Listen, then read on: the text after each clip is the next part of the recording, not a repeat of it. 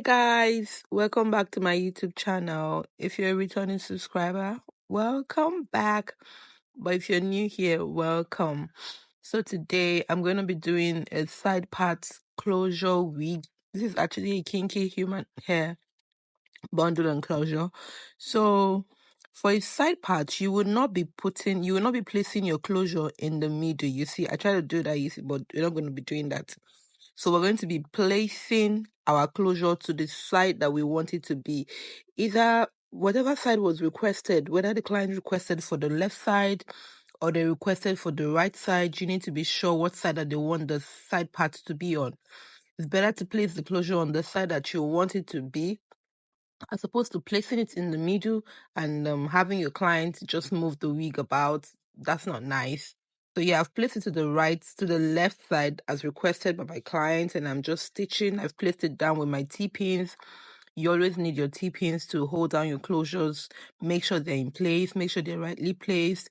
So after I've done that, I've gone ahead and packed the hair up so that it doesn't get in the way while I'm stitching. And over here I'm just stitching. I did an up close video for you to see how well I stitch it. This is how I like to stitch my closures and my frontals.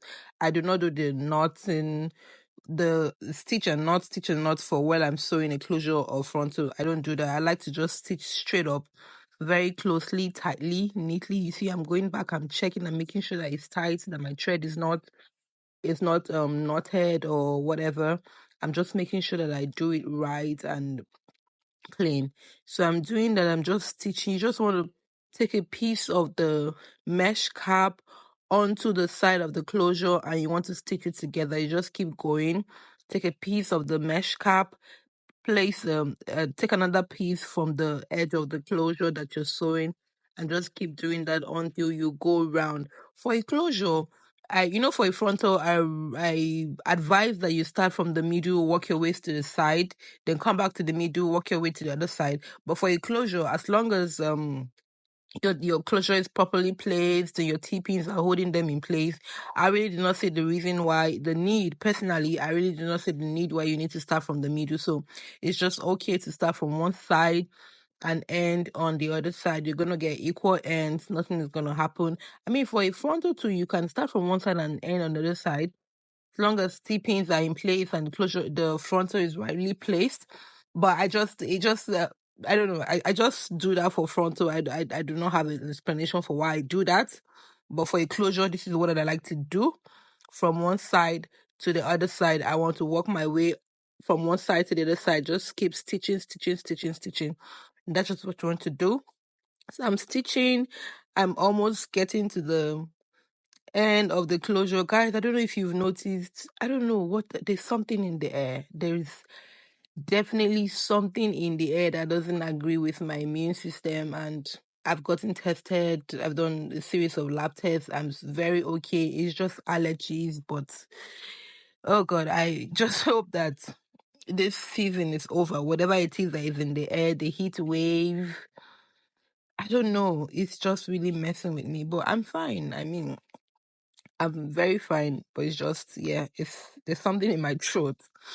So yeah, I'm just sewing, and I'm almost at the end of the closure. That's just what you want to do. You see how in the front of the closure, I left a little bit out. You want to make sure that your closure, like the front area where the excess lace is, you want to make sure that you leave out, you push out the closure to the forward, so it doesn't start immediately on top of the black mesh cap. You see how the air at the edge of the excess lace is showing? That's what you want to do. So the next thing you want to do is, as usual, make a guideline for yourself. This just makes it work easier for you, to be honest. You want to make a guideline, as always, an inch, and I'm just drawing the line. And you see the difference between sewing a center part closure and sewing a side part. So over here, you see, you've gotten to the side and then there's trouble here because you don't have equal ends, because obviously the closure is at the side of the mesh cap. So you see how I'm just doing it? You just want to manipulate the mesh cap and just make sure that you're doing it right. You see how I'm doing it, and I've gotten round this is how you want to draw your guideline for a side part closure wig. So after I've done that, you want to start sewing your bundles. So I'm going to be doing single wefting, because the client did, because the kind of hair that it is already a kinky human hair. So it's usually bulky and big. So the client requested that she didn't want it to be too big. She just wanted it to look natural as possible, nothing too serious. So I decided to and she had sent 2 bundles. For the 2 bundles is just enough for this week. She had sent 2 bundles. So I decided to go single wefting, and that's just what I'm just doing. I'm just sewing, stitching on the bundle onto the guideline that I've drawn out. Like I said, you always want to draw out your guideline. It just makes work easy for you. It makes work easy for you. You know what you're doing. You know the next step to take. You know the next line to be on. It's just very easy. There's a metallic pen for this to be used. And there's also, if you do not have that, you can always buy your metallic pen. In my next video, I'll be showing you how you can use your metallic pen. But if you do not use a metallic pen, a tailor's chalk will just do the work as long as it's going to draw on the mesh cap. So I'm just sewing, and that's just basically what you want to do. You just want to follow the lines that you've drawn and just keep sewing your bundles on them.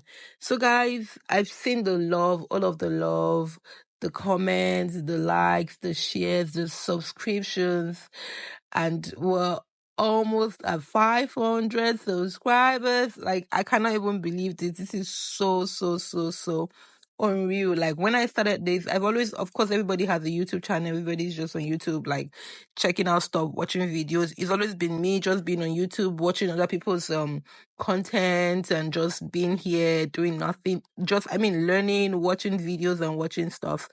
But in January, I decided, I think it was the 3rd week in January this year, 2024, I just decided, why don't I just start putting out videos for people to see too? I do something too, and I feel like there's a lot to be learned. And if I've learned so much on my own, I should be able to put out something to the world too, so that they can learn from me. And guys, we are almost at 500 subscribers. I'm so excited about this. For some it might be little, but for me, it means so much to me that people are finding my videos, people are liking them, and people are subscribing. If you're subscribing, it means that you want to come back, you want to keep watching my videos, you want to see what I post next. And it just makes me really happy that there's people out there who are interested in what I put out and what I'm doing. And let me just say that thank you so much. Thank you, guys. I do not take this love for granted. I do not for one day take this love for granted, and I promise to keep posting videos, finding new things. We're going to be posting a lot of videos, how to do this, how to do that, braids, bridal hairs. There's a lot to be taught, guys, and I'm so excited for the future of this page. Thank you, guys. Keep subscribing, keep sharing to people. Let them subscribe to the channel, let them like, guys. Thank you so much. So you see, basically what I've just done is I've just followed the line. Like, I didn't do anything special. I've just been following the lines that I drew out, and you just want to do that and make sure that you fill up everything, and you sew your tracks, you sew your bundles on every track.